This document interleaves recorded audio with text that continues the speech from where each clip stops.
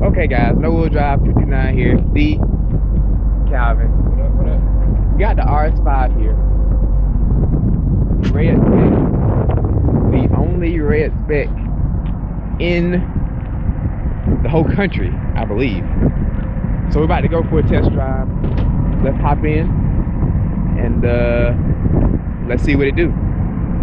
Pop the trunk for me. I mean, pop the hood for me one time. Quick peek at the hood.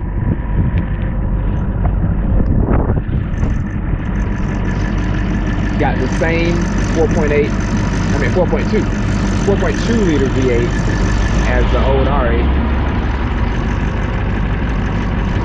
Thick looking engine bay.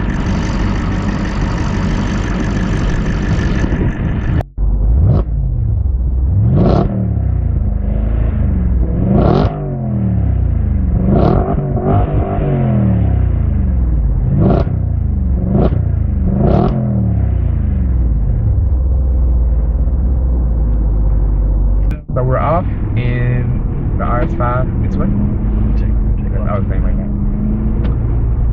Like I said, we got Dan in here with South Atlanta with us. And so basically, y'all, what I'm looking at is the RS5 worth the upgrade over my S5 when I could just tune it?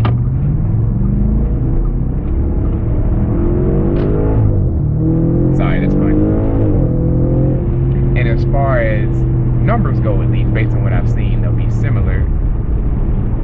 But the experience and the looks, and as Dan mentioned, the value that the RS5 holds, my S5, there's a lot more of them, so it's going to drop the value. Even though I have one of the few manuals, I haven't seen too many more manuals, definitely not in Georgia. I don't think there's another one in Georgia, period. And I think last time I looked, the next closest manual S5 Prestige was, I think it was in like Kentucky or some crap. Yeah, they're not a whole lot. Yeah, so that helps. But this is definitely going to hold its value more. It looks a little better, sounds way better, especially if I put an exhaust on here. What is AWE? I'm sure makes an exhaust for this. They do. I'm sure. And actually, I would go for the Capristo. Capristo. Okay. So those are the major factors: looks, exhaust, sound, and it's going to hold its value better. The negatives, obviously, it costs a bit more. This one is, I believe, around 54, 55. About 50, just under 56, yeah. Just under 56 for this. So about for a similarly used, I guess a similar mileage S5, that's probably $15,000 premium maybe. Yep. So new, the difference, this one was about 74 new. Yeah, so, but it's really super fun. I'm trying to just get a feel of it. So far, my impressions coming out of an S5 and into the RS5, it feels almost the same as far as the mechanics, and obviously, because I mean it's based on the same car, so obviously that's to be expected. So I mean the Quattro is still awesome, and the feel of the interior, everything is still top notch as is usual for Audi. Like I say, I have the Prestige and pretty much every option on the S5, so my interior looks almost the same. I got the same carbon fiber inlays. Might as well turn around here. I got the same carbon fiber inlays, so interior wise, interior wise, it wouldn't really be a move. Just be a lateral move, I guess. The only thing is the steering wheel. That's pretty much the only major difference, is the steering wheel. But I like it. It's definitely food for thought. Is it worth $15,000? We'll see. That's the question. $1 million question. And is it better? Because don't forget, guys, we got my other options. We got the getting like a cheap daily and then getting the Z06 in like a few months. That's another option, or at least the Grand Sport. Probably the Grand Sport. We got that option, and then the M4, of course.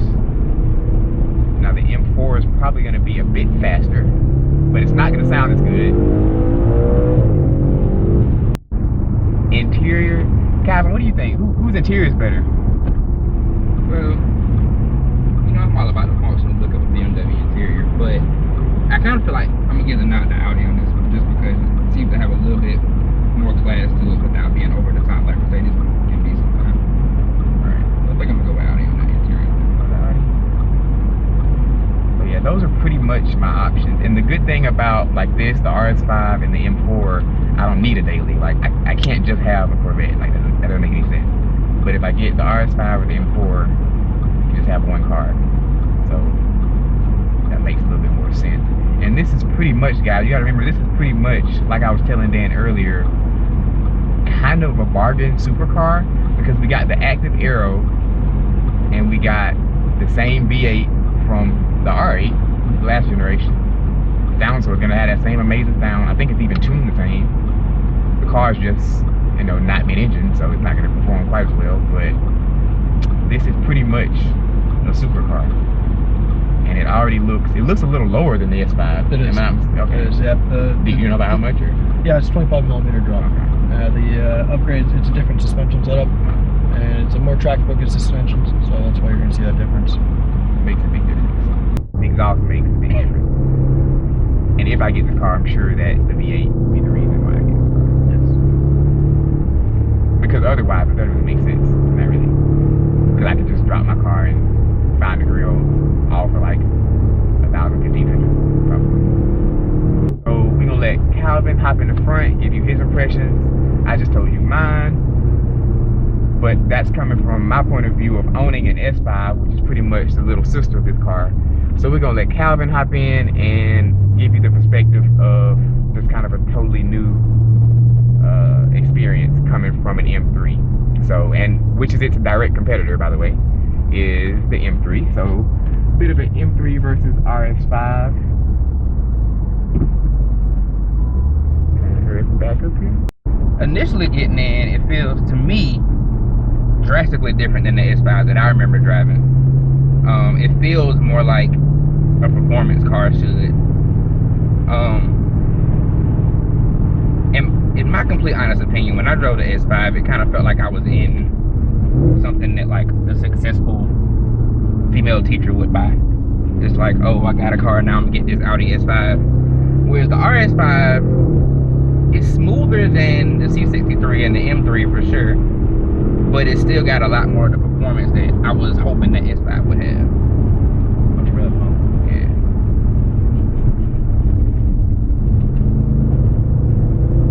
I ain't got a chance to really accelerate on it yet, but as far as how tight the steering is, I love the steering feel. Is it hydraulic or is it electronic? It's all going to be a hydraulic system. Okay. Audi, we have no cars that use a electronic system. That's pretty good. You can kind of tell because it's really good. You'll get real feedback, yeah. Yeah, you can feel it. I mean, it's very impressive. It's better than I expected, to be honest with you. As far as sitting in it, just as a daily driver, it's really comfortable. It's definitely more comfortable than my M3 was straight out of the factory. I don't know if this car has like a setting where you can adjust the suspension and stuff. It does. It does. Okay. And what mode are we in now? Do you know? I have everything in sport. So. Okay. And this is actually really comfortable for sport mode. Yep. Yeah, it's got adjustable dampers. So.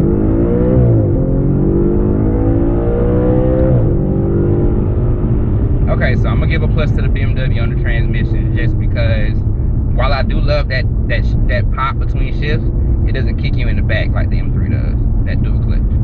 And I kind of like that kick in the back when I'm really pushing it.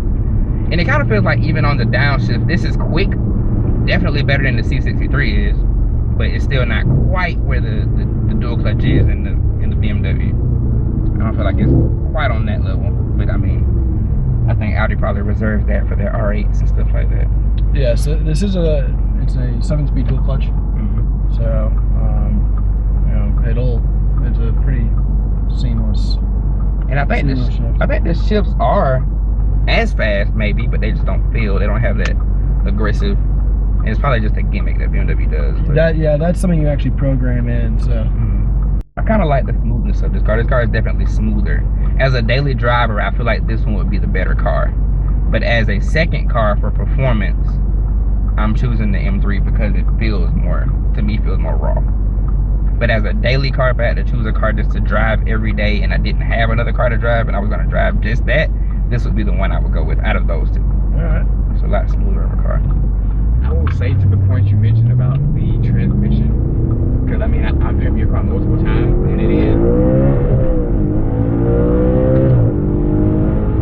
more fun for some reason. And now that you say that, I guess that's it. Because the other thing I have to consider is I'm coming from a stick S5, which I can really have a lot of fun in, so I can keep myself as far as I want to. Whereas in this, and the stick isn't an option in this, so that's something else I got to consider. There's no way I can get my stick. 7-speed dual clutch only. Yeah, so that's definitely something to consider too. Something else I'm noticing too when I'm putting the pedal to the floor is that it's rated at what, 455 horsepower? 450, yeah. 450 horsepower, and I think it's 320 torque or something like that. Yep, 318, yeah. To me, I don't know how much does this car weigh? Is it over 4,000? You're looking at, yeah, we can turn it here and just kind of do a little viewing, and then I'll take over. Yeah, it weighs, I believe, is actually like 3,800 pounds. Okay. Yeah, that's something I'd want to check, but it feels like, and it could be just the gearing of the car, it feels like it does great initially, and then it's like it's not pulling quite as strong once I get up to about, I think I hit about 80 yeah, or so. this is because the car, the RS5 actually wasn't actually developed for straight track usage. It was actually realistically, it was actually developed for taking down any sort of canyon road you might want to go out with. That's one thing I love about it, because this is what we call a second and third gear car. So the most fun you're going to have in it is going to be second and third gear. I believe that 102%. That's why I say it kind of feels just like you said, like the way you described it, it feels just like that. It's something that you could drive every day and then go hit your canyon road. It doesn't feel like something that was meant to tear up the track. And that kind of comes down to personal preference. Do you want something that feels like a track monster, or do you want something that you can drive back and forth to work and feel like you're in a top of the line luxury car while still being able to carve up some back road? I think we might be in someone's driveway, so. Oh, there we go. Turn up there. Sweet. Here's $1 million question, Calvin. Do you feel like this is worth 55K? If I'm being honest, no, I wouldn't pay 55K for it. What do you think could be better? Honestly, for 55K, I'm trying to think of what I would get, and there's not much. I mean, the new M3s, some of them have dropped down to 55K, but there's not enough examples of those to say I would get an M3 or M4 before I got this, because there's like a handful of those in the whole US that are down to that price. Honestly, I would probably just stick with the M3 that you can get for about 45K. Like The E92, yeah, I would just stick with the E92 for 45K. Use the 10 grand to put you an exhaust tune and all of the stuff I've done to mine, and call it a day. But that's my opinion, just because, like I said, it's personal preference. Do you want something that's more comfortable, or do you want something that feels more track focused? And I definitely think the M3 fits me more for what I was looking for as far as a track focused car. But I will say, if I had to choose between the RS5 and the S5, simply because, I mean, y'all S5 was what, 42D? Yeah, something like that. Somewhere 40 or 42. You can get an RS5, not this one, but you can find RS5s around the country that are down in the lower 50s certified. I think at that price difference of about 7 to 8 grand, personally, I would go ahead and get the RS5, because this does feel a whole lot better than the S5 did to me. It feels like everything that I wanted the S5 to be. But the only thing you're forgetting is you didn't drive the manual S5. That's true. I did drive a lot more fun. I feel like, I mean, all these dual clutches are alright. Yeah. It's not BMW level, but it's not crap like Mercedes. Right. But it's very nice. If like, had I never driven a BMW, I probably think it was awesome. But yeah, I've driven the M3. But the stick is really fun. Like, Audi did a really good job on the stick. Like, They did, yeah. I don't know if Dan's ever driven one. Oh yeah. I really love my stick. Like, it feels almost perfect. Like, to me, it feels better than BMW sticks. That BMW sticks are like super notchy. long straight. Yeah. BMW sticks are super notchy, but Audi like got it perfect. Yeah. Well, maybe that's something. Maybe I haven't driven the stick shift S5. Maybe that's something I should do.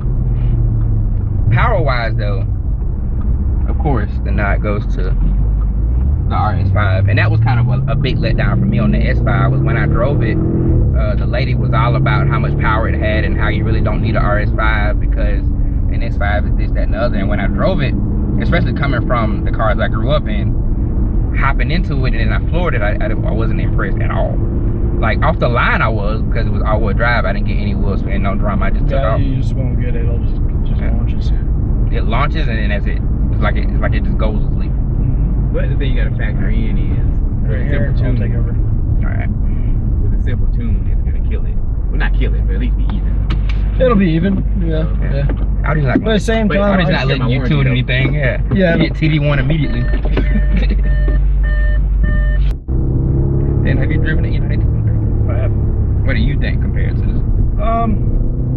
See, I do love the M3. I've driven a number of them, and I've driven a number of them on track too. Comparing the two, the one I'd rather live with is by all means the RS. But the one, if I was going to have one just to take on the track, I would definitely do the M3. Yeah, that's how I feel about it. If I had to just live with one, I may lean more towards the RS5 because it's a lot more comfortable. Yes. And it's a lot easier to drive fast if you're not used to driving cars like this. Dealing with that all-wheel drive kind of keeps you feeling safe at least.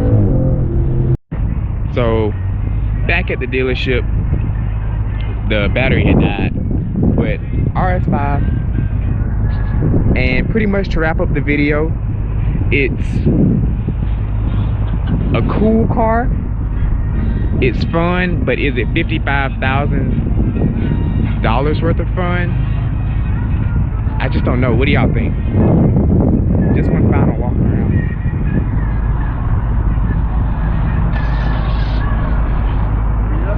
Epic. Gotta buy it. Get out of your picture. You good, you good. I don't know. What do y'all think? $55,000 worth of fun. I'm not sure. But I will definitely consider it. It's got the active aero. It's got some cool features. It looks great. It's got the V8 sound. So I'm gonna think about it. But y'all comment below. Let me know what you think I should do. Should I get the RS5? Should I get something else? Let me know. Don't forget to comment, like, subscribe, share. This has been D from No Wheel Drive. That's Calvin. He already in the car. Say bye, Calvin. Say bye to the people. Rev it one time. Yeah.